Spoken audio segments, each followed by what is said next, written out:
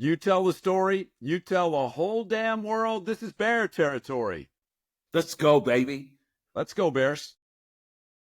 As Bud Dog Turner always used to say, it's a great day to be a Bear. Welcome to Tell the Whole Damn World, the podcast for Golden Bear fans. If you're like us and are unabashedly and unapologetically all about Cal, then you found the right place. We appreciate you tuning in. I'm your host, Reza Serafinejad, and as I always like to say, if you're associated with the University of California, you're one of the luckiest people on this planet. Never forget that. It's the 10th week of 2025, and although we originally had every intention of bringing you an interview with Mark Madsen this week, the reality is that with the basketball team on the East Coast heading directly to the ACC tournament after the 4-overtime game against Notre Dame, it was simply poor timing. The coaches need to have their focus on the team right now. The good news is that we have a commitment from Coach Madsen to do an interview with us in the coming weeks. The even better news is that we are delighted to welcome legendary Cal men's tennis coach Peter Wright to the show today. I haven't checked to be sure, but I'm convinced the man, who happens to be a Berkeley native, bleeds blue and gold. He was the Cal men's head tennis coach for 29 years, won a program record 383 matches, and took the team to an incredible 25 NCAA tournaments. So pull up a chair. If you're a Cal fan, you're going to love listening to the wonderful stories he has to share. And do you know who was the first Cal alum to win an Olympic gold medal in swimming? You'll want to stay tuned to find out in our Cal History segment with Leslie Mitchell. But before we get to all of that, let's quickly recap some Cal sports news. The number 6 women's gymnastics team came from behind to take first place, posting a 197.200 at the Elevate the State meet in Alabama, beating number 8 Michigan State, number 14 Alabama, and number 24 North Carolina. Senior and former Tell the Whole Damn World featured guest, Maya Lazan, earned a share of the all-around title, her 5th of the season, with a 39.550. In basketball news, the Cal women overwhelmed Virginia in the first round of the ACC tournament, but lost to number 6 Notre Dame in the second round. At 25-8, they await news of where they will be seated in the NCAA tournament. And the Cal men lost on the road to Louisville and were edged by Notre Dame in a 4-overtime thriller. They next play Virginia Tech in the first round of the ACC tournament on Tuesday. The softball team won their 13th straight game, sweeping Boston College at home to improve to 19-4 on the season, 3-0 in the ACC. The Cal baseball team lost 2 of 3 to Duke in Durham. They're now 7-8 overall, 1-2 in the ACC. And it was a great weekend for Cal tennis at Hellman. The 26th-ranked Cal men beat both number 25 Florida State and number 29 Miami. They're now 9-2 overall, 2-2 in the ACC, and the Cal women beat both Boston College and Syracuse to improve to 5-4 this season, 2-0 in the ACC. In other sports, down in LA, the 4th-ranked women's water polo team lost to number 3 UCLA, but beat number 12 Loyola Marymount. They're now 13-2 this season.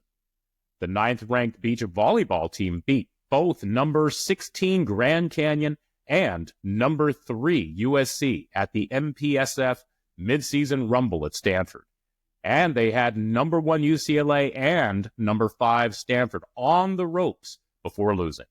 Both of those losses went down to the final set. And finally, the Cal varsity rugby team washed away the road loss to Navy a couple of weeks ago by crushing BYU 48-17 in Provo, Utah. Up next, in our weekly Cal History segment with Leslie Mitchell, we're going to learn about the first Cal alum to win Olympic gold in the pool. And guess what? It wasn't a man.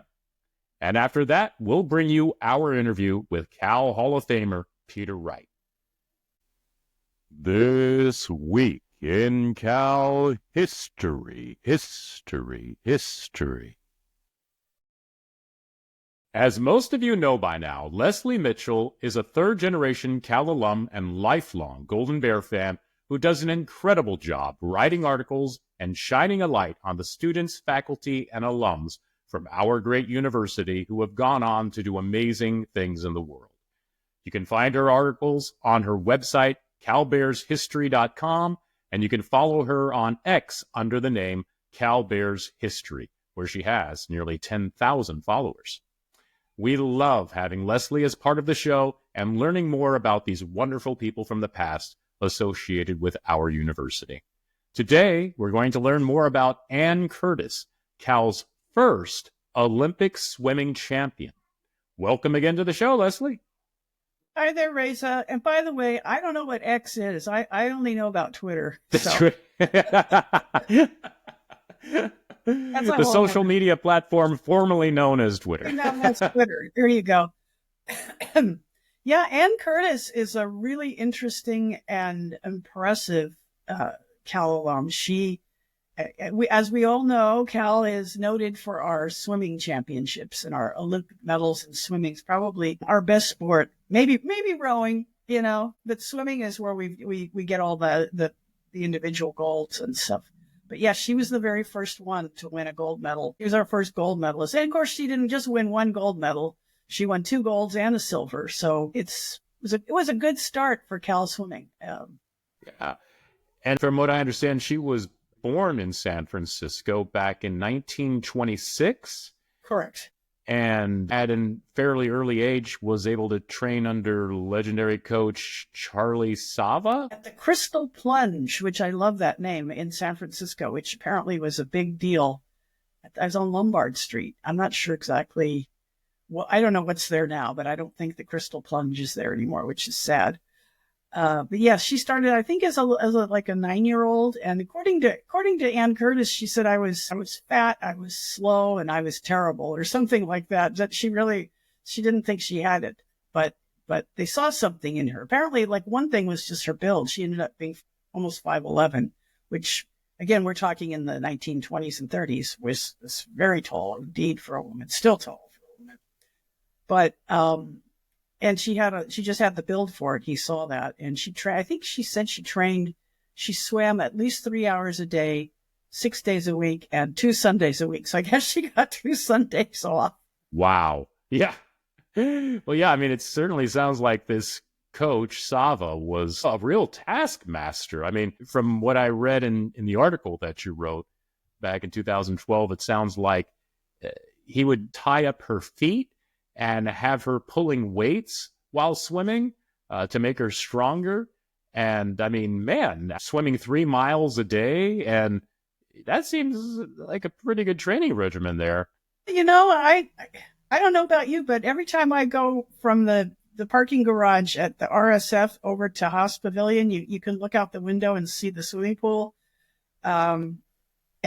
on campus, and they're always out there going back and forth. I mean, swimmers are dedicated people. You have to spend, an incredible amount of time. I don't think back then they trained quite the way in fact, I know they didn't train the way they do now. So that's probably one of the reasons that she got to be so good. Interestingly, though, she was not allowed to train at Cal. We did not have women's swimming as a sport. This was way before Title IX. There were no official varsity women's sports at that time. And she asked to use the pool because there was a men's swimming team and there was a pool at what was then Harmon Gym. And there's also a pool at Hearst. But they told her no, she couldn't use it. It was only for the men's team. So she had to drive out to Treasure Island, and the U.S. Army let her use their pool out there, which is bizarre to me. But that's what she had to do to train, was drive out to Treasure Island.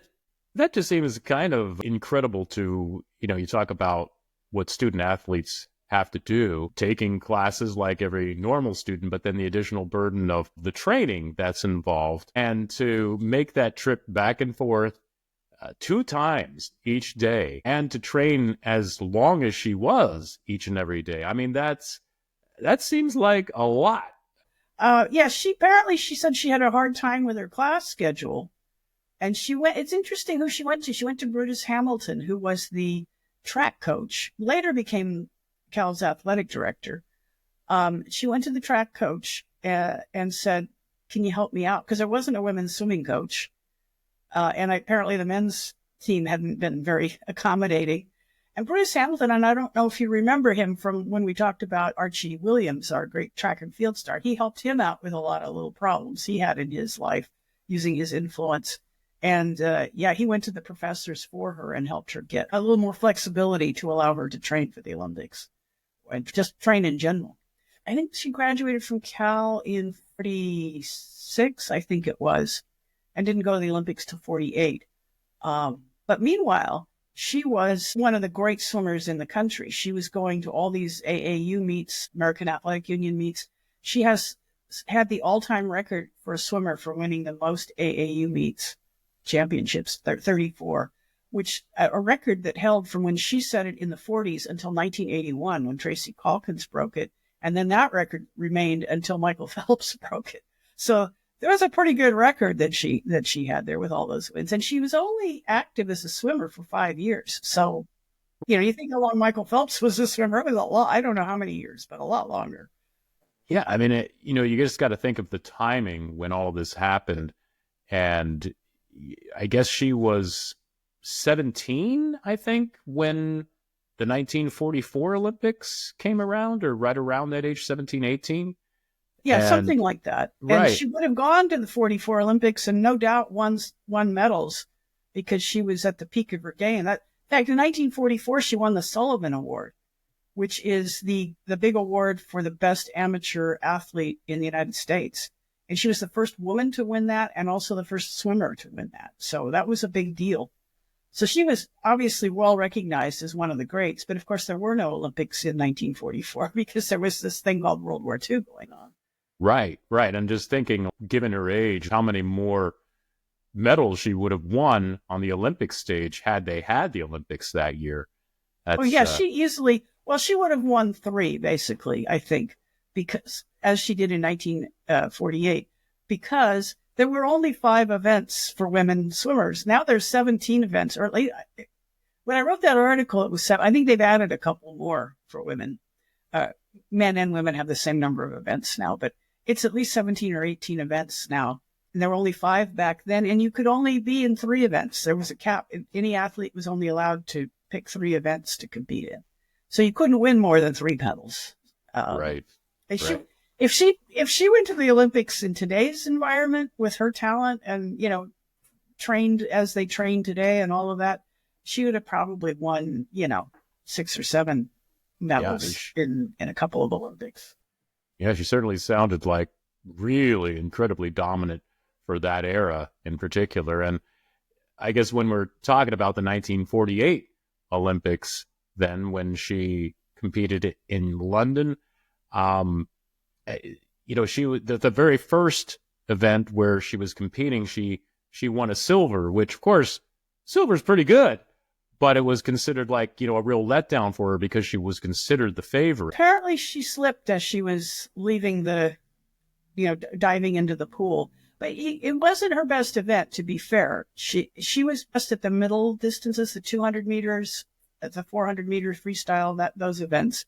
And that was the 100 meters that she finished second in by, I think, 2/100ths of a second or some ridiculous amount of time. But, that was considered sort of a disappointment, definitely. But she bounced right back, and she won gold in the 400 in her next competition. Well, and the story that you share that I think was most amazing is that she served as the anchor in the relay, right? And in that event, after her teammates had gone, they were in 3rd place. Right. And she jumps in the water and they win gold. I mean, to have this amazing by a convincing comeback. Margin, yes. She was that much better than the anchors of all the other teams. Yes. And that was also the thing that was interesting, and I think she felt a certain redemption for. That was also 100 meters. It was a 400-meter freestyle relay, so her leg was 100 meters, and her time was better than anybody's time in the 100 that she came in second. So, she obviously could do it. Right. I mean, that's pretty good, especially over just 100 meters to be able to make up ground like that and to to come away with gold. That's pretty cool. And then, in that era too, come back to Heroes Welcome. They had a ticker tape parade in San Francisco to honor her, which was pretty cool. She got the key to the city. I don't know what you do with the key to the city, but she got it. Yes, and then what did she decide to do? She decided to retire.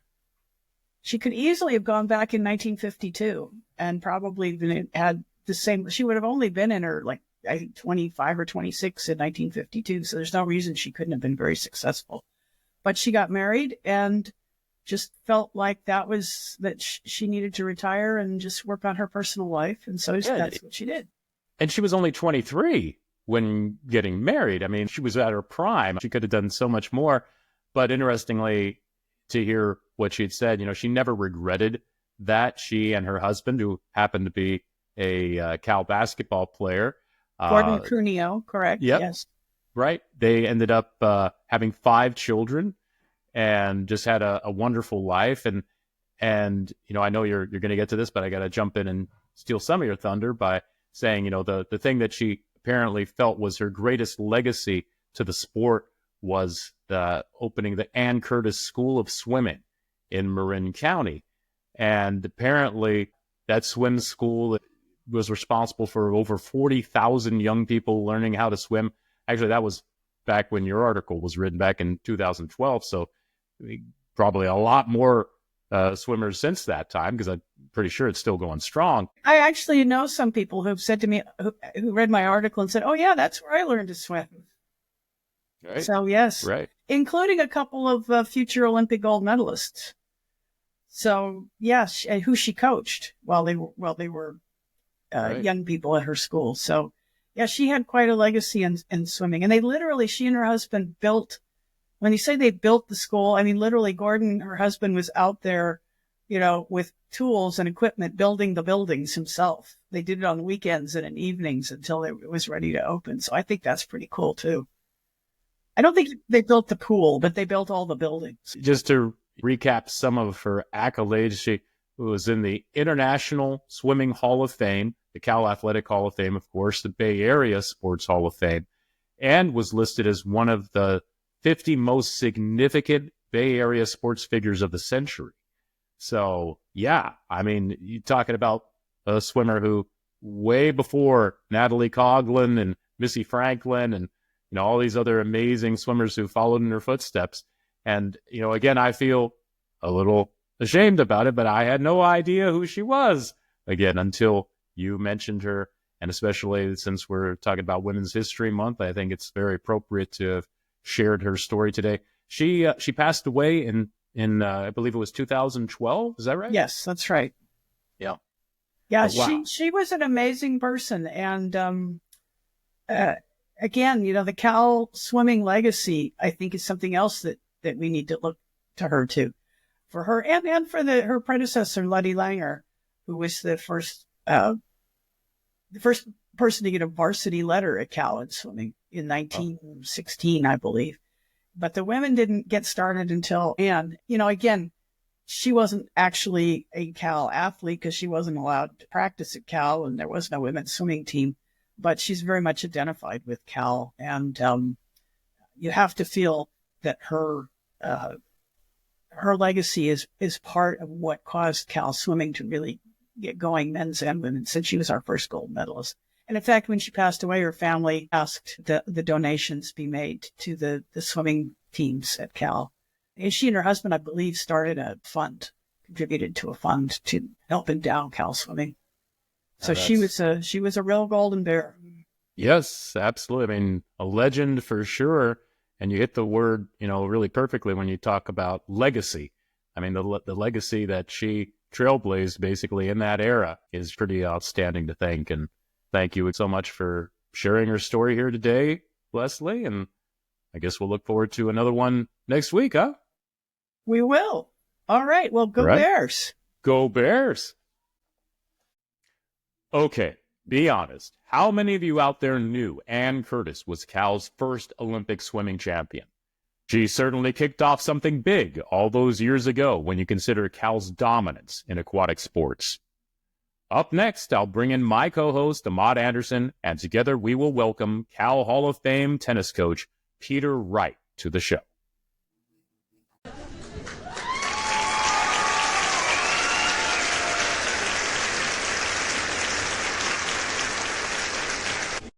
When the vision for this podcast was starting to come into focus, our next guest was among the first handful of people I knew we had to interview. Peter Wright is a Golden Bear through and through. He was named the head coach of the men's tennis team in 1993 and served in that role for 29 seasons, winning a program record 383 matches. He was a three-time Conference Coach of the Year, was inducted into the Cal Hall of Fame, and took the Golden Bears to an astounding 25 NCAA tournaments, including 20 straight, before everything went to hell with COVID and they canceled the postseason in 2020. We are so fortunate he found the time to spend with us on the podcast today. Welcome to the show, Coach Wright. Reza, thank you so much. Good to be here with you guys. First, I want to say I just love the fabric of your show and celebrating Cal, all things Cal. It's an important thing for all of us to bring us together as a community. And I just want to thank you both for having this great idea and then bringing it to life. So you guys are awesome. I've been watching the shows, all the different guests you've had, and I love it. So this is Bear territory right here. Appreciate you, brother. Thank you so much. That's so great to hear. Thank you. Well, just right off the bat, it's kind of hard for me to imagine anybody who bleeds blue and gold more than you. Correct me if I'm wrong, but you're a Berkeley native. You went to Berkeley High, then you played at Cal, and then not long after having graduated, you become the head coach at Cal. How would you describe your journey and the love you feel for Cal and the Berkeley community?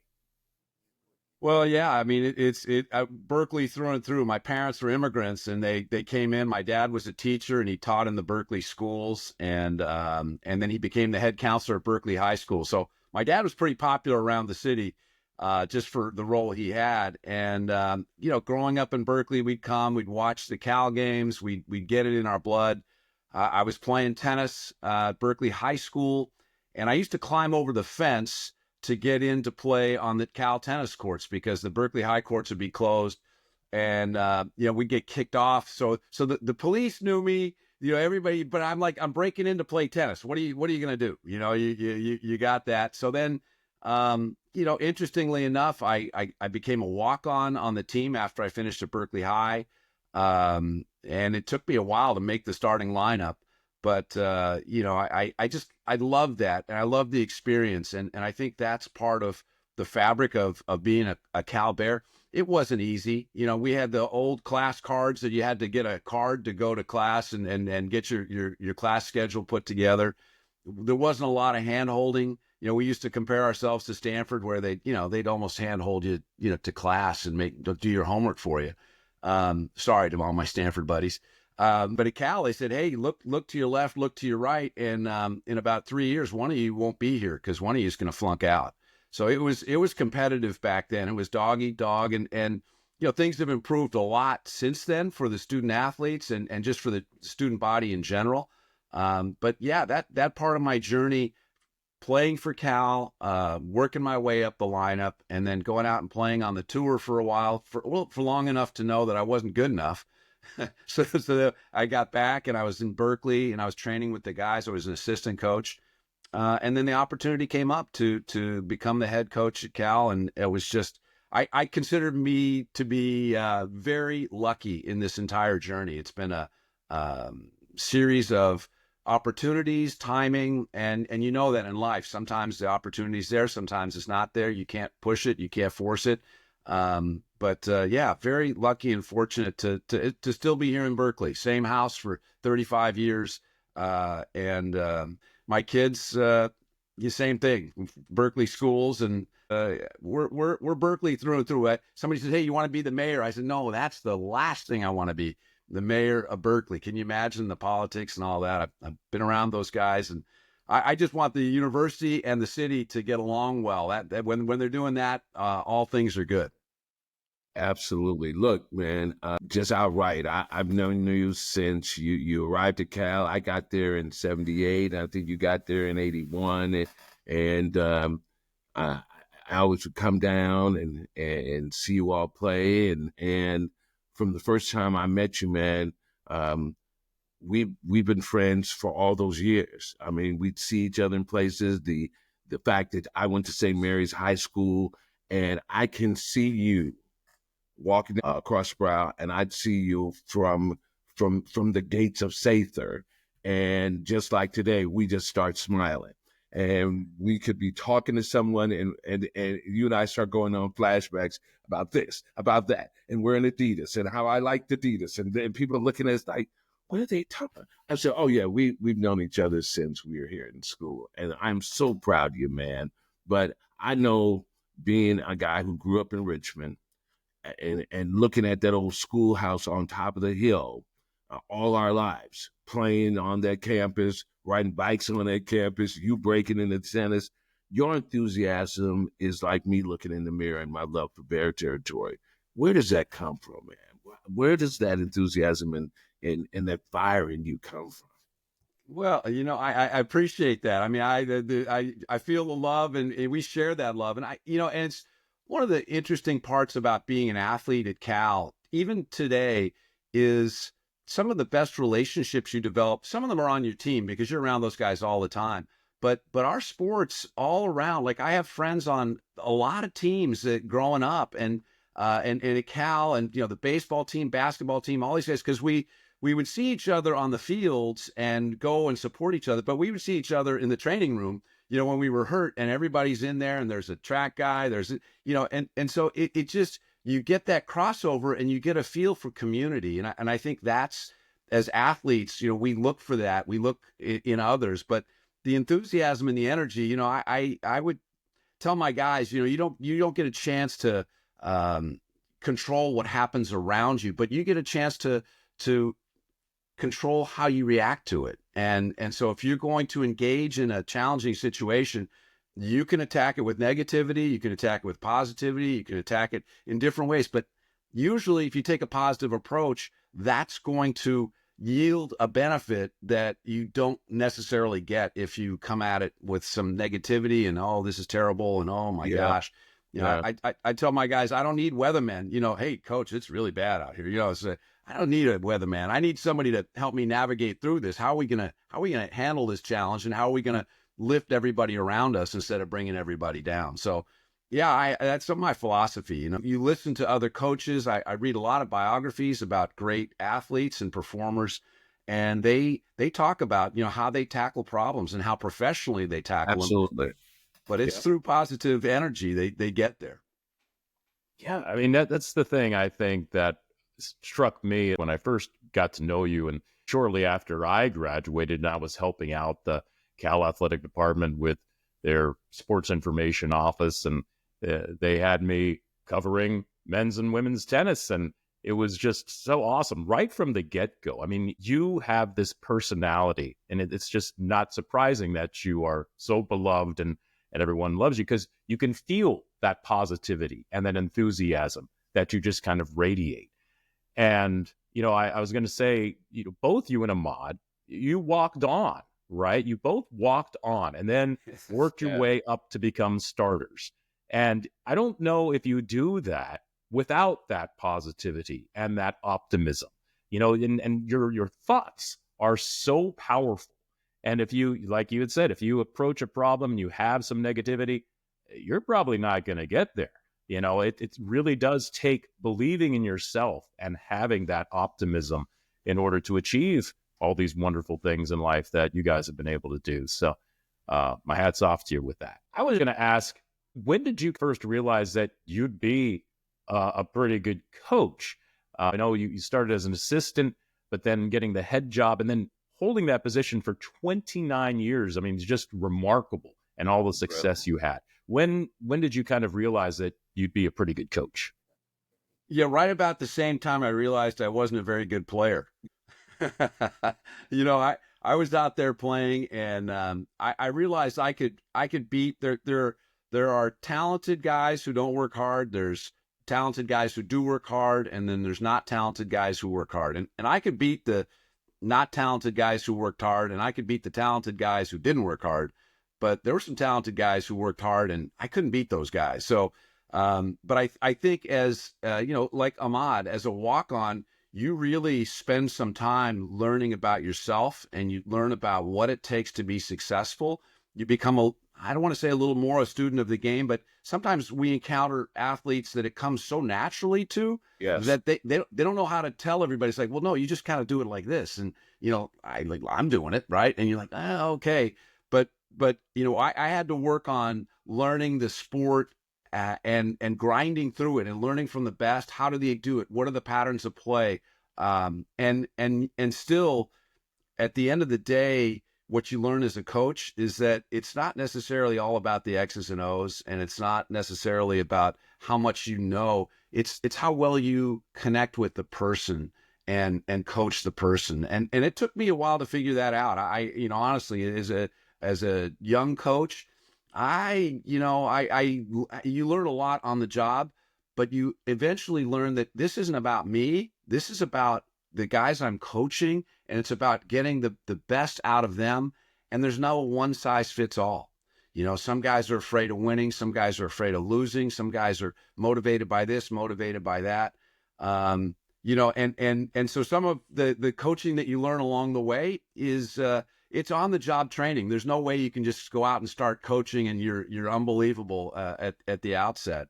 I tell a funny story that one match I went out to one of my guys who was struggling. He's out on the court, and he's having some difficult times, and we're allowed to coach them during the match. So unlike, some tennis matches where you're not allowed to coach at all, we're allowed to go out and talk to them and give them strategy and tactics and all kinds of things. So my guy's struggling, and I walk out on the court, and he sees me walking out. So that almost makes him a little more like, oh, I know I'm struggling, and coach is coming out, and I'm not sure what's going to happen next. So I walk up to him and I said, "Hey, big guy." And he goes, "Yeah, coach."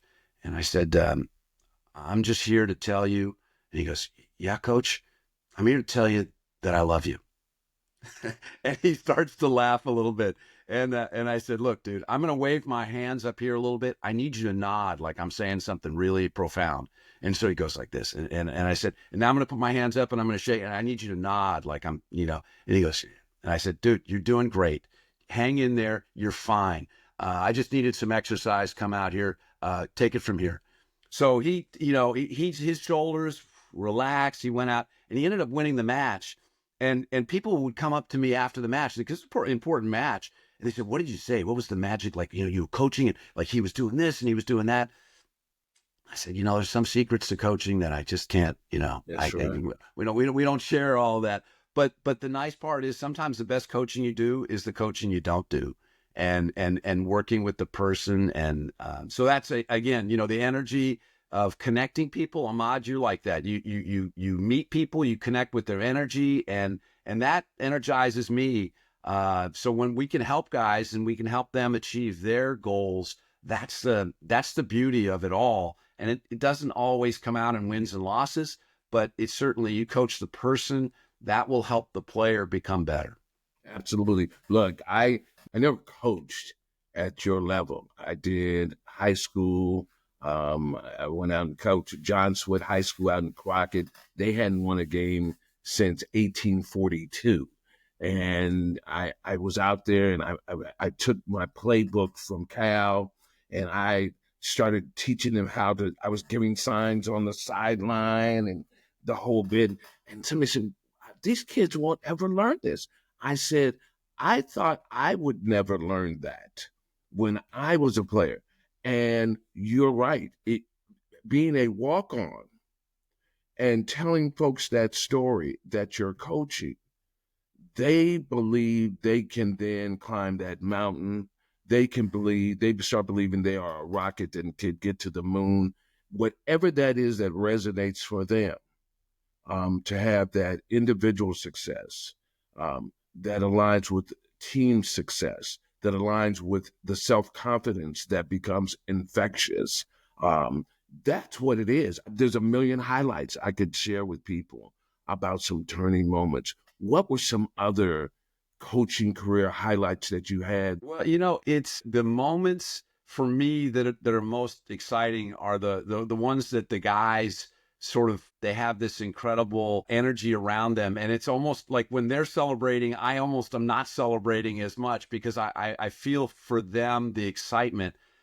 We had a guy, and we used him as an example of how we wanted to be as a team, because for me, team culture was a big issue and a big element for who we were and how we represented ourselves wherever we went. And we talked about class. We talked about leaving places better than we found them. Yes. But this one young man for us, he was a really good player, and we were at the NCAA championships, and the early rounds are hosted on college campuses. And we were playing against Texas A&M in the second round. And when we arrived in College Station, everybody said, "Oh, Texas A&M, they won the SEC this year. They're number one in the SEC, undefeated in the SEC." And they said, "And that Texas A&M, they haven't lost at home. They're undefeated at home this year." And I said, "Wow, that's really impressive. Congratulations." We went out and played them, and it was a hot day. And this guy for us, he believed in himself. He was great, but he got into we won 3 matches, we lost 3 matches. It came down to his match, and the guy he was playing started to cramp. But the crowd had been so brutal on my guy. They were, sometimes the trash talking, in football, you got a little distance. In tennis, they're right up there on the fence, and they're in there, and they're talking about, the line can get pretty blurred as to what's okay, what's not okay. They were abusing my guy a lot. It got right down to the end, and the other guy cramps and goes down and he's done. He's finished. And my guy, instead of kind of wagging his finger at the crowd and giving them the, you guys gave me a lot of crap, his first instinct was to go over to the other side of the court and hold the guy and say, "Man, I'm so sorry," and gave him compassion, gave him love, and it was really an interesting moment, because in that moment of all the energy, all the excitement is there, and he could have given some of the negativity back. He demonstrated class and compassion. We created a club for all of our future athletes called Campbell's Club. The guy's name was Campbell Johnson. And we created a club that if you played the last match and it came down to your match and you won it, that you would become a member of Campbell's Club. And we tell the story about why it is Campbell's Club and why we did that. And so, Ahmad, it goes to that whole element of class and how you want to be recognized, what we want to be known for. And interestingly enough, the last match we played, because not many guys get into this club, and you can be number 1, 2, 3, 4, 5, 6, doesn't matter. It's if your match is the very last match and everybody's watching, and it's tied. Here we go. So the number 6 guy for Cal on the men's team against Florida State 2 nights ago, he was the guy. He joined Campbell's Club. So he's a member of this exclusive group, but it just reinforces what we want at the finest moments, because we know under pressure, that's when you see your worst moments sometimes. But you want to reinforce what it's like to be there. So those are my proudest moments, really. It's not the wins and the losses. It's the personal wins and the gains that we as a program have and that we embrace. And, we would talk about, who's going to be the strongest link here, or who doesn't want to be the weakest link and be the part of the chain that breaks and we lose this match. So many years of coaching and so many wonderful stories, but there are personal stories and personal growth for these guys that's where I hang my hat and I say, that's what I love the most. I love that. That's such a great story. And that just goes to show, I mean, that comes from you as the coach and emphasizing the importance of that and talking to your team and the growth. The rest of the public kind of just thinks wins and losses, but they don't really necessarily see all of what goes into building the character of these young people as they mature and grow at this point in their lives. And I mean, I can only imagine how many people you've touched and have helped grow into productive citizens and wonderful people. And, that's just a great story. Wanted to turn our attention more specifically to you. And you're the son of Irish immigrants. Your wife is a former Irish tennis champion. You represented Ireland in the Davis Cup for a number of years from the mid-90s through the early 2000s. How special was it for you to be the Davis Cup captain for Ireland? Yeah, it's a funny story. I as I say, I wasn't good enough to make it on the tour. There were 4 guys for America. So the Davis Cup is international competition, and it's the best from each country. And America had this guy named Pete Sampras, Andre Agassi, Michael Chang, and Jim Courier. So that team was pretty loaded. And but my parents, both born and raised in Ireland, and I grew up kind of a little bit in both. So my dad was a teacher. My mom worked in reservations for United Airlines. So we didn't have a lot of money, but we could fly back to Ireland and visit our family a lot. So I was back there and I said, hey, would you guys be interested in having me represent you in Davis Cup and represent Ireland in Davis Cup? And they said, oh, heck yeah. So I played for about 7 years, and then I became the captain. And that was really an amazing experience, because you learn about yourself. Playing on court 13 for me wasn't that exciting. I played on court 13 at Wimbledon. Yeah, okay, it's really exciting, but when you're at center court and the lights are on you and it's shining and it's like everybody's here to see you play, that's where I played my best, and I enjoyed that spotlight the most. I mean, you don't always succeed, but at least in that energy, I'm like, okay, this is what it's all about. So playing Davis Cup was fantastic, and I got to coach at the 96 Olympics. That was a tremendous honor, and the Olympics is a whole different level for everybody except tennis players. Interestingly enough, tennis players, the Olympics is kind of like a vacation. They back in 96, they didn't really get paid, so they're unpaid, amateurs, and Olympic gold medal is nice, but everything else is they want to play the Grand Slams, U.S. Open, Wimbledon, Australian Open, French Open. So the tennis guys, but I had my guys there from Ireland. They were really excited. But we made a point of going to see all of my friends in sports. So I had a lot of Irv Hunt, our head track and field coach. Irv was the head USA coach. And I loved Irv. I mean, we worked side by side for years and years. And Irv, the most understated, quiet guy ever.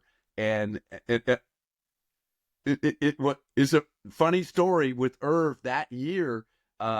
Guy named Carl Lewis, who we all knew, and Carl, one of the most decorated athletes of all time.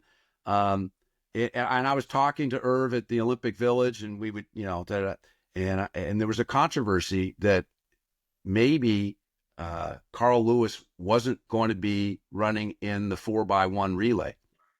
And I said to Irv, Irv, how are you going to handle that? And he says, oh, Pete, it's easy. He's not going to come and practice with us. He's not going to practice the relay with us. And you know what? He's not going to run for us. And I was like, damn, Irv. I'm like, dude, I love you, and so Carl Lewis, 1 goal. I mean, I watched him win the long jump, but he did not run the 4x1 relay because Coach Irv Hunt said, baby, you don't practice with the team. You don't show the respect to your teammates. You're not running the 4x1. And to this day, Irv is just an amazing. Yes. He's an iconic figure, and I love him. And Ed Miller was there, who was the assistant track coach. He was the NCAA decathlon champion, and Chris Huffins was there as well. So I was sneaking Ed Miller into the Olympic Village, and that's when we had in Atlanta, we had the bombing. And that kind of put a damper on a lot of the stuff around it. But no, that the Olympic experience, that's something very, very special. And I couldn't have been more honored to be a part of it. Of course, I knew Irv as well, and he is and was an incredible coach. I mean, that reigns very high in my mind about the times I spent at Cal. And all our coaches' offices, if you remember, were all in a hallway in harmony. One coach, and you'd see players come and go, and you could hear coaches talk to each other and talk to players as well. Well, hey, I wanted to talk a little bit about this year's tennis team. And So we are recording this on Sunday prior to the match against Miami. They just beat Florida State on Friday in a pretty exciting finish. They're now 8-2 this season, so off to a great start. I was going to ask your thoughts on how the team is doing this year and how awesome was it to beat both UCLA and USC down in LA for the first time in program history. Let me tell you, that's a big accomplishment. And you know, I think when I met Chris and I talked to him before as he was interviewing for the job, we talked about the job, and Chris Quinta is an outstanding coach, and we're lucky to have him. He's so good on the court. He's so good with the X's and O's. And he's put together a team that they fight hard. I mean, I talk about, we're Sunday morning. We just had last night, we had Mark Madsen's team in 4 overtimes. And, you look at the record and that's, it is what it is. But at the end of the day, and I've watched Mark coaching for a couple of years now. One thing his teams don't do is give up. They fight until the very end. And I love that. I mean, because that's a reflection of the coach. That's a reflection of their culture as a team. Nobody's hanging the head and doing the hang dog. They're like, boom, they're into it. And Chris is a hardworking guy. He was a great player at UCLA, coached at UCLA, then he coached at SC. I don't know how you do that, but he did. And he did a great job coaching at SC, winning an NCAA championship there.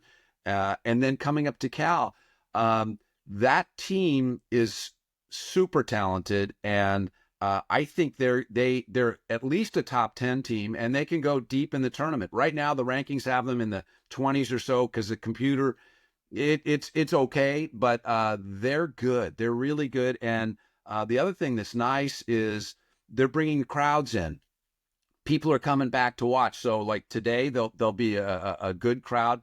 I mean, don't get me started on the ACC stuff because that's nuts. I mean, I think even if you talk to Mark Madsen, where those guys are chartering flights, he's like, I think he said it in his press conference that even in the NBA, the travel wasn't as hard as this is for me and for our team right now. So that is a real challenge. I think the NIL stuff has been a real challenge and navigating that. I don't know if I would have been successful in this environment of NIL, transfer portal, all the stuff that coaches have to deal with now. It's so much more than they signed up for. And it's disappointing to see how stressful and difficult it is. And then you look at Cal and Stanford, I mean, 2 great institutions, and we're in the ACC, and there's something really wrong about that. Even though, landing where we did, I guess we were lucky, but at the same time, there's something really wrong about that. And hopefully some of the stuff I'm working on is to get us back to regional play, at least for the Olympic sports. We don't need to be flying across the country to Boston College and Syracuse to play tennis matches. That just doesn't make much sense. But getting back to our team, Chris has been able to navigate this NIL transfer portal. He's kept his guys. They work hard for him. And they're an exciting team to watch, top to bottom. The sign of a good tennis team is that, from 1 to 6, they're all fighting hard and they're all good. And there's not that much difference between number 1 and number 6. So each match, just like Florida State, they were hardly fought, tightly contested matches. And so I'm excited. I love it. Again, in retirement, I just get the fun stuff. I get to rock in, watch the end of the warm-ups, watch them play, cheer like hell, and then I go home and enjoy that. So that's the beauty of having Cal. Just still being here in Berkeley and being able to walk over and watch baseball and basketball, gymnastics. It's a playground for us all, and we have such great coaches and athletes there. But I do feel for them. This ACC. And hopefully the House settlement and all that will provide some stability, but still, it's rough. And I feel for all my coaches at Cal and across the country and what they're dealing with. Yeah, you just said something I just have to follow up on. You're talking about potentially working on a plan to have the Olympic sports instead of doing this cross-country travel, maybe doing a regional kind of thing. So maybe just football, basketball potentially has to do that. Could you elaborate a little bit on that? Yeah, for the last, actually, since this all started, I've been doing some planning for what the future looks like. And for the moment, like, the worst job in college sports right now is probably athletic director. They've got so much they're trying to juggle. And I put it this way: there's never been a better time to be a student athlete, and there's never been a worse time to be a coach or an administrator. Those guys are pulling their hair out. They don't know what's going to happen next. You can't plan. You just have to wait. And there's lawsuits. There's this and that, and so they're having to react to a lot of things.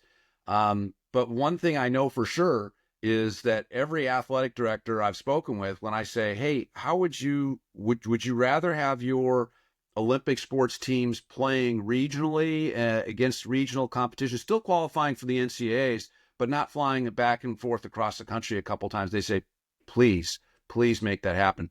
But we can't even think about that right now. They still have to resolve the football, the basketball, how that plays itself out. And I'm not involved or engaged in any of those conversations. But for the Olympic sports, I am, because I do believe that it makes no sense. I mean, for Cal and Stanford to not be playing USC and UCLA in most Olympic sports makes no sense. And Arizona and Arizona State and Oregon and Washington, I mean, those are 1 hour flights. You can do that. My son, on the team, they flew back east last week. They had a 4-hour layover in Las Vegas on the way, and then they come back, and it wears on you. They're young guys. They can do all this sort of stuff, but you do that a couple times in a month, East Coast trip a couple times a month. Oh, you're not feeling so good, and it wears you down, and it's not necessary, and it's expensive too. So I think when the sanity starts to come back into the system, you'll see more regional, and so we have these different models for doing that actually makes sense, because it's really, even my professor friends, again, I've been on campus for 40 years, my professor buddies who love college sports, and there's some who don't love college sports, but the ones who love it, they say, "Pete, I'm having difficulty supporting this model. When students in my class are flying to Syracuse and Boston College for the weekend and then flying back, and they're supposed to show up in my class on Monday feeling, fresh as a daisy. That's not happening." So, even from an academic standpoint, I think we'll see that for our Olympic sports. And it's hard for the basketball guys. They charter, but it's still not easy, right? But for basketball and football, there is money there. Those TV contracts force them into that type of travel. But for the Olympic sports, it's not necessary, and I think there is a solution. So anyway, I've been doing some work with the national governing body, the United States Tennis Association, the coaches body, the ITA, and the NCAA, to look at the championships and the structure, and hopefully continue, because we have the best collegiate competition model in the world. Everybody in the world wants to come to America to be an athlete, because it's the only place you can actually be an athlete and get a degree and go on to work. So everybody's dying to come here. We don't want to mess that system up.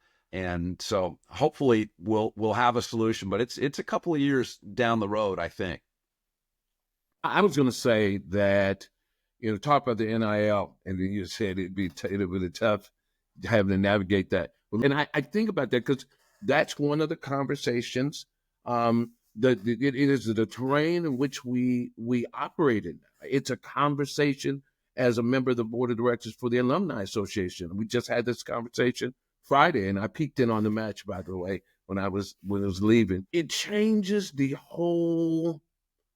Talk about the coaching piece. And I say to folks, and I said this in a great club a couple of weeks ago. Somebody said, "Well, what can we do, Coach?" And I said, I'd like to field this one if I couldn't. Coach Wilcox said, "Go ahead, Mine." And I said, "Look, don't talk about that was a great touchdown. What were you thinking?" I said, as much as we love the admiration and the joy, talk to them about what it's like to be on the other side of earning that degree. Talk to them about what that network looks like. We recently had Marshawn on campus, and a young lady said to him, I'm about to finish track, and my career is sort of over because I injured myself, and I don't see myself going on professionally in track. I'm feeling sort of lost. He said, wait, hold up. He said, look around this room. Listen to what these professors have been saying, who went to Cal, who earned their degree at Cal, and the folks who are here, who are out there in the world. He said, I can go all over the world, and I've done that in another country, and I'll hear somebody yell in the crowd, "Go Bears!" And that stops the show. I remember myself sitting in the Claremont Hotel, and I was with some alumni, and the board members were talking about, how do we increase engagement? How do we increase our membership? Blah, blah, blah. And I look and I see these tall guys walking in the room. I said, these are basketball players. And I see some Cal coaches. And there comes Mark walking around the corner. And the first time I actually met him. And I walk over to him, I shake his hand. I said, Coach, my name's Ahmad Anderson. He says, I know who you are. You're Mr. Bear territory. And I said, I am. He said, what do you got here? And there was a family with their sons, two families, and their sons were there in the play. I said, do I have a moment? Can I? He said, go ahead. I said, look, I know that NIL has got you all in a dust storm. And you're going here, you're going there. But let me share with you, at the end of the day, when the lights go out and the cheering stops, it doesn't stop for Cal alumni. Yeah. You walk in the room and they put a pin in it. When you say you went to the University of California at Berkeley, and they look at you and say, did you play ball there? Yes. But this is what I'm doing today. Yeah. I am a group of folks who are the number one venture capitalists in the world. I am in a network of folks who I went to school with, who not only design the games that we play in life and politics and business around the world, but they set up the policies and procedures in which we operate in this world today. And that's what I talk about when I'm in front of the football players, in front of basketball players, in front of field hockey, men's and women's sports. Every time a coach asks me to speak, that's what I talk about. I love it, Ahmad. NIL is here, and it's in tennis, and there are guys getting hundreds of thousands of dollars to play tennis, which blows people's minds. But it's here, and I think it's hopefully kind of going away. We'll see how the House settlement, how it all shakes itself out going forwards. But yeah, no, I as I say, there's never been a more complicated, difficult time to be a coach, and you're right. When you focus on the dollars, that's probably not helpful. But when you focus on the outcome of here's the degree and here's the experience. I mean, I look at guys and this is their fourth school in 6 years and they're 27 years old. And I'm like, gosh, that's a little different than what I remember. And I think that'll settle itself down hopefully pretty soon.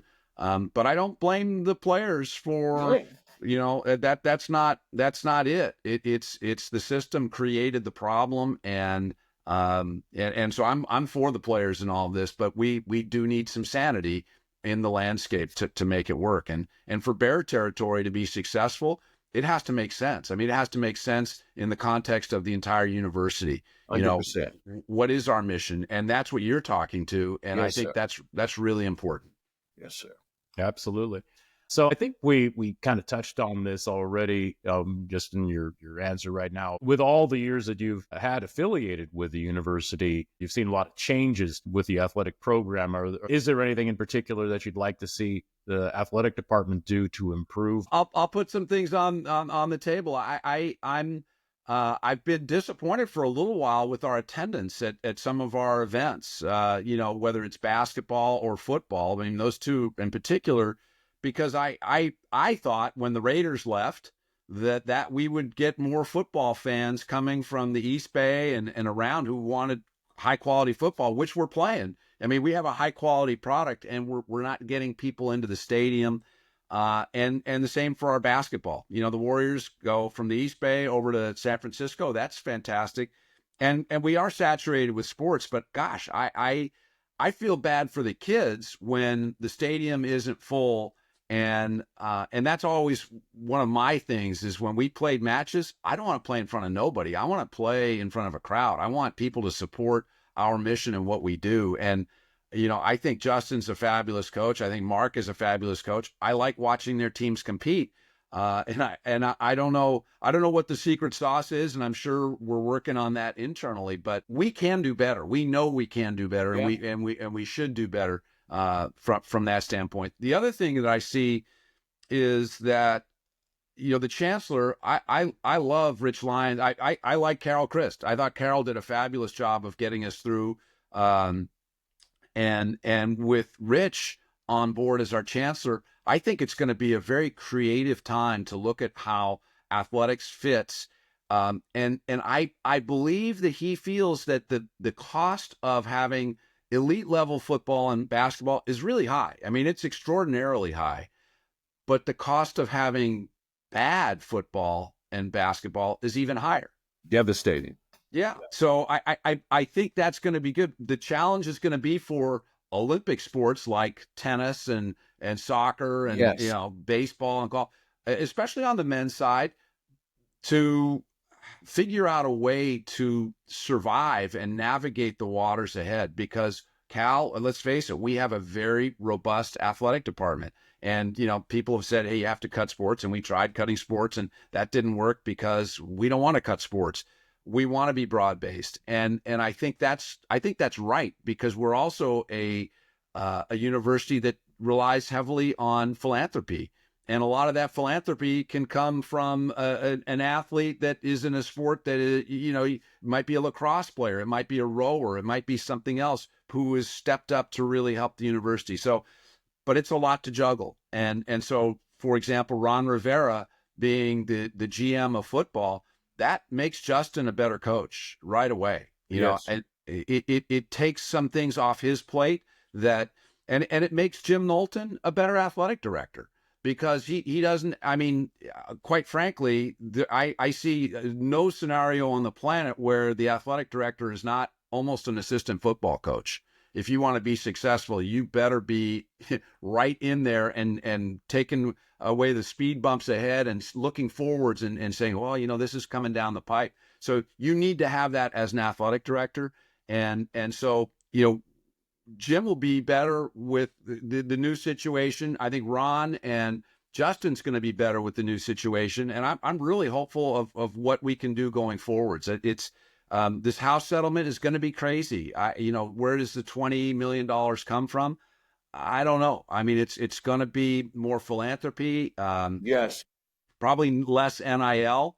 But again, Ron is coming from the Cal Collective, so he knows this stuff better than anybody in terms of how the athletes have been getting paid, and that process and what the valuations are. I mean, Ron Rivera is he's done it all in football, and I'm excited about what he can do for us going forwards. And quite frankly, we probably need somebody like that in basketball too. Yeah. Because they're complicated and it's not easy. So it's not a slam on anybody who's doing it now. It's just that the job has become so big and immense that nobody can do it well, and nobody can do it at the level they really want to do it because there's just too much to do. So yeah, that's my view. But I do think that men's Olympic sports are going to have to really look towards endowing their programs. Like golf has done that, rugby has done that, tennis has partially done that. But we have to do that as a community to solidify those sports in the future and many years to come. So, yeah, that's my soapbox. We got to get behind and support. I think you're 100% correct. I think what we don't do is we don't do what I would call bare territorial on the road.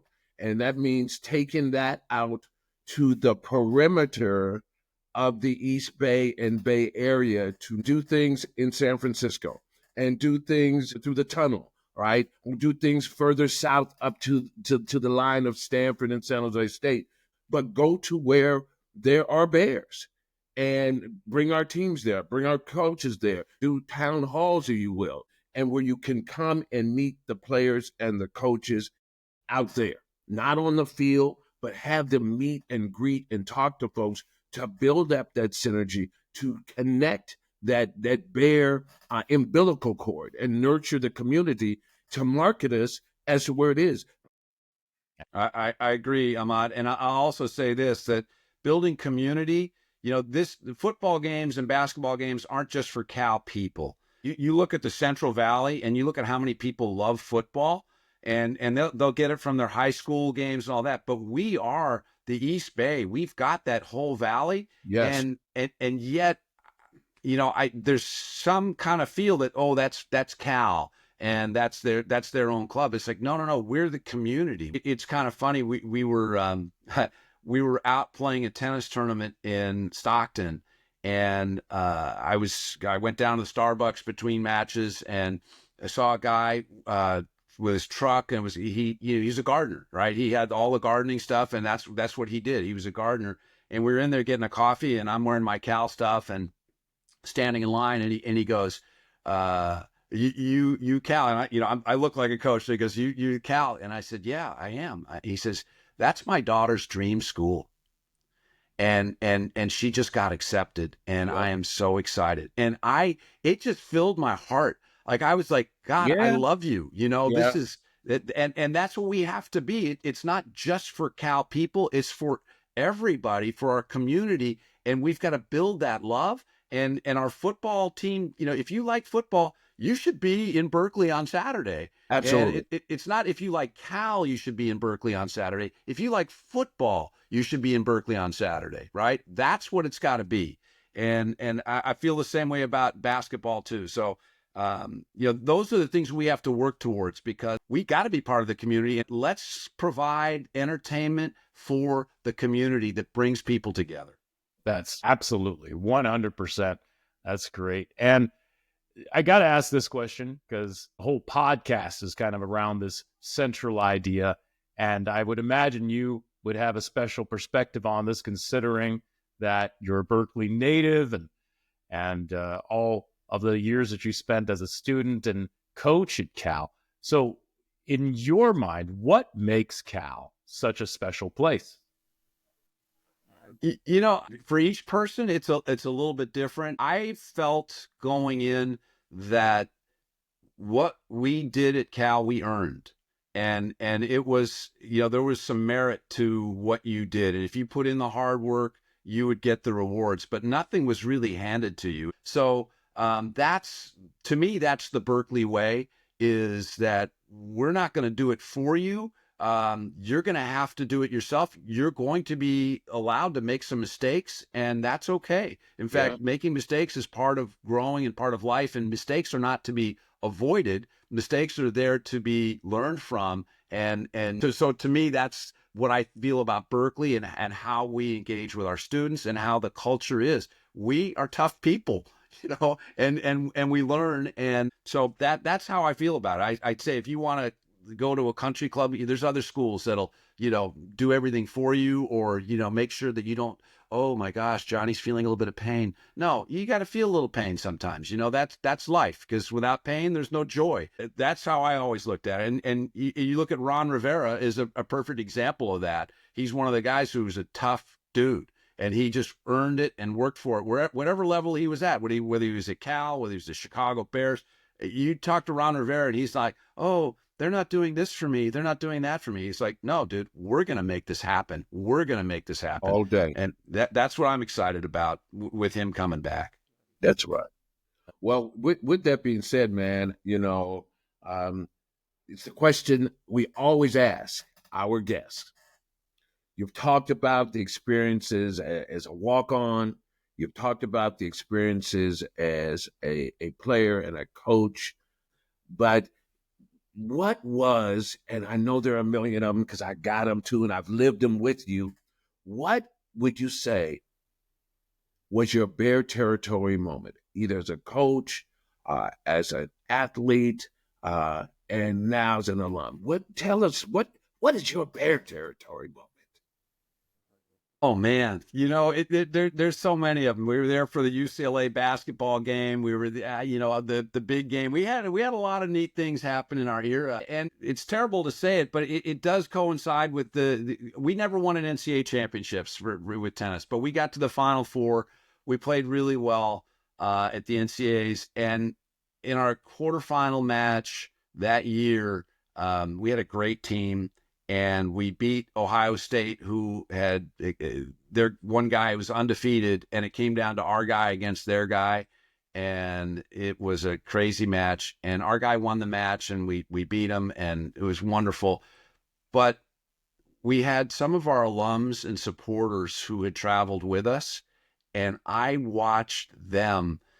They were like 6 inches taller after that match, and it was really so. I feel that our guys and our community, when those Bear Territory moments for me are a collective feel. And so I looked out and I watched, and it was just this joy of having supported this mission that we're on and seeing all the investment that they'd made in our program coming to life in a great way. So yeah, Ahmad, I can't pull out one special moment. I can say that the moments for me are the moments where there's just a collective joy. UCLA basketball game, you talk about a lot of things that that's why people go to sporting events. I mean, you can watch it at home on your couch and you can stand up and cheer, but when you're cheering with 60,000 people, wow, there's a lot of that. I'll tell you one story here where just recently there was a guy on the Cal baseball team, because baseball and tennis are close by, and Right. some of those guys hit home runs and they jack them out over towards the tennis courts. So you got to be every so often a baseball comes down on the track or whatever it is. And this guy Jerry, he was a catcher, and then he went and punted for the football team. Yeah. Jerry Goff. Yeah. And, and so we kind of kept in touch a little bit over the years. Well, just earlier this season, he says, "Hey, Pete, do you ever want to go to a Lions game?" And I'm like, "Oh, yeah, Jerry. Yeah. Yeah." He says, "Well, do you want to bring your boys?" And I was like, "Oh, yeah, Jerry." So we went to Detroit and oh man, and they played the Bills.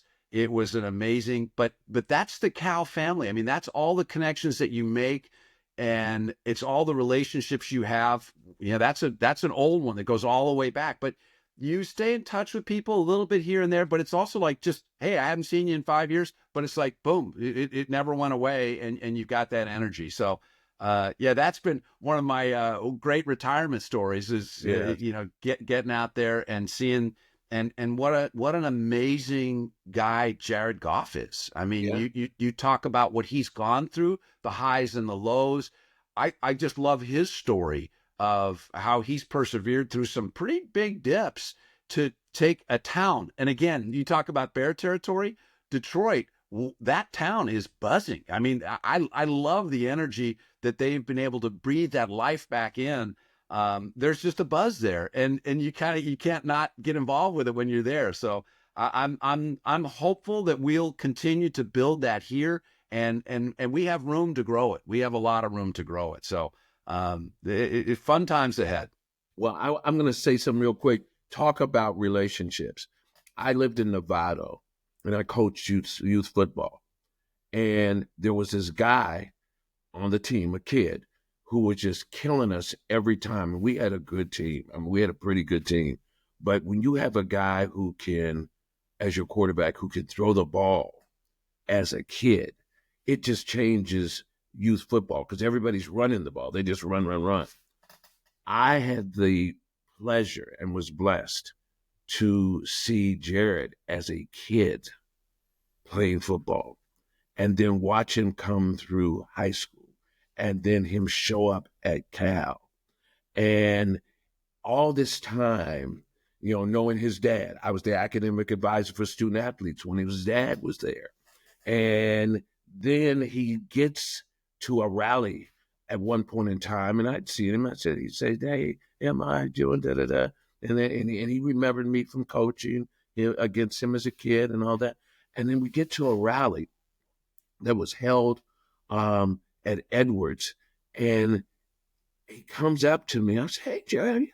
He said, "Hey, Ahmad, I never knew you were the guy that created the Bear Territory cheer. And you were coaching against me as a kid all the time."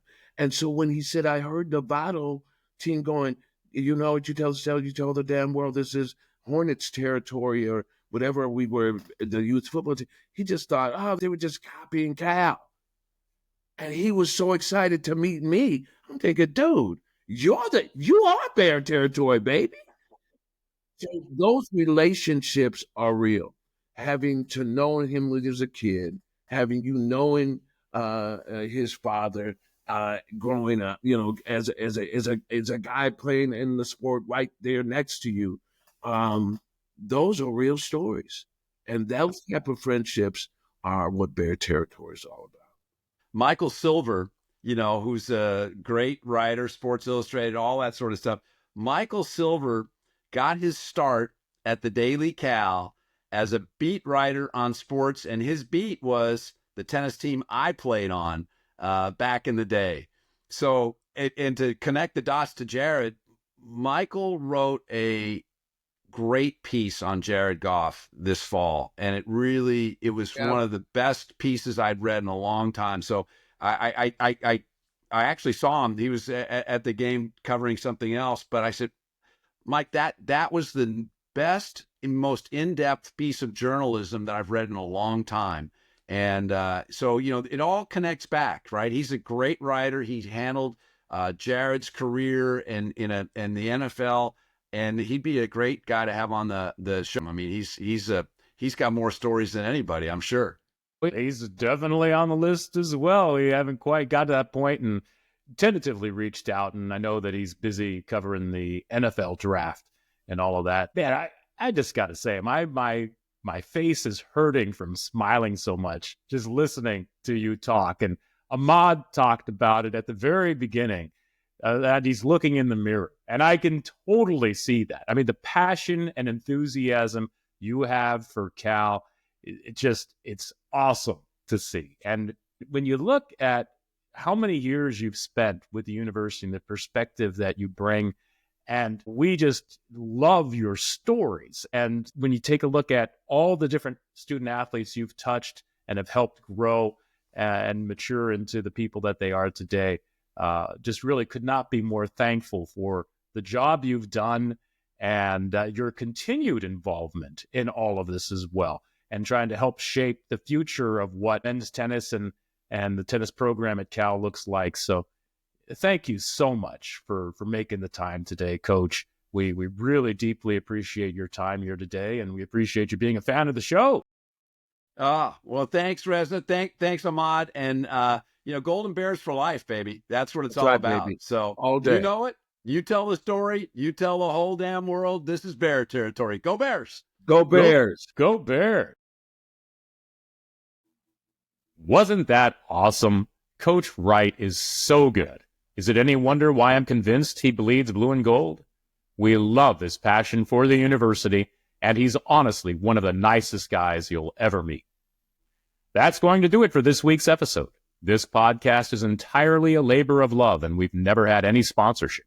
All of the time and energy that we put into it is simply a reflection of how much we love our university. If you're enjoying these podcasts, I'd like to challenge each of you out there to email 5 of your closest Cal fan friends and let them know about the show. For those who may not know how to stream podcasts, we've made it simple. Just send them to YouTube and ask them to search for Tell the Whole Damn World, or email them with a link to tellthewholedamnworld.com. We've updated our website to make it easier than ever for people to figure out how to stream our episodes or watch on YouTube. The more viewers and listeners we have, the easier it will be for other Cal fans to find us. I say it all the time, but we sincerely appreciate all of you out there listening and watching.